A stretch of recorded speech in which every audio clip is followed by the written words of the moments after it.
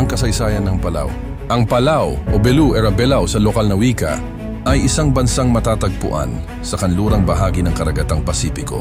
Isa ito sa mga pinakabagong naging ganap na malayang bansa, ngunit mayaman sa kasaysayan bago pa man dumating ang mga banyagang mananakop panahong pre-kolonyal. Tinatayang 3,000 taon na ang nakalipas ng unang tirhan ng mga Austronesian na tao ang mga isla ng Palau.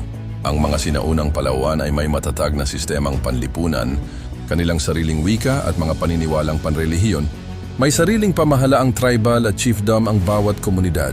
Panahon ng mga mananakop, unang bansa na sumakop sa Palau ay ang Espanyol noong taong 1688 hanggang 1899. Unang nakita ng mga Europeo ang Palau noong 1522 nang maglayag si Ruy Lopez de Villalobos, isang Espanyol.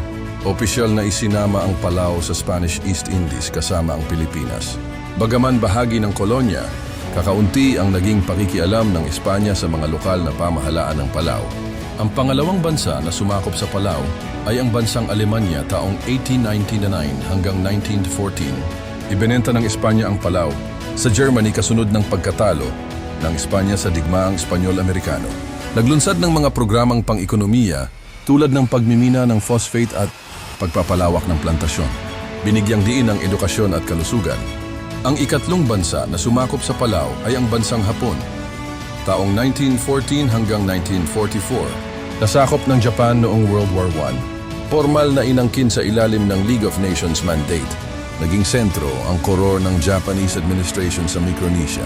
Pinasigla ang industrialisasyon, pabrika, infrastruktura at kalakalan.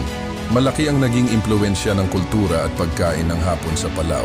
Pang-apat na bansa na sumakop sa Palau ang Estados Unidos, 1944-1994, nasakop ng US noong World War II, matapos ang matinding laban sa Battle of Peleliu, 1944. Naging bahagi ng Trust Territory of the Pacific Islands, TTPI, sa ilalim ng pangangasiwa ng US sa pamamagitan ng United Nations. Inihanda ng US ang Palau para sa kalayaan. Kasarinlan, noong 1981, itinatag ang Republika ng Palau na may sarili ng konstitusyon. Matapos ang matagal na negosasyon at referendum, naging ganap na malayang bansa ang Palau noong Oktubre 1, 1994 sa ilalim ng kasunduang Compact of Free Association sa Estados Unidos. Hanggang ngayon, tumatanggap ang Palau ng tulong mula sa US kapalit ng ilang kasunduang militar at depensa. Modernong panahon. Isa ang Palau sa pinakapayapang bansa sa rehiyon. Kilala sa turismo, lalo na ang diving spots gaya ng Jellyfish Lake at Rock Islands. Isa ito sa unang nagdeklara ng marine sanctuary sa buong karagatan nito.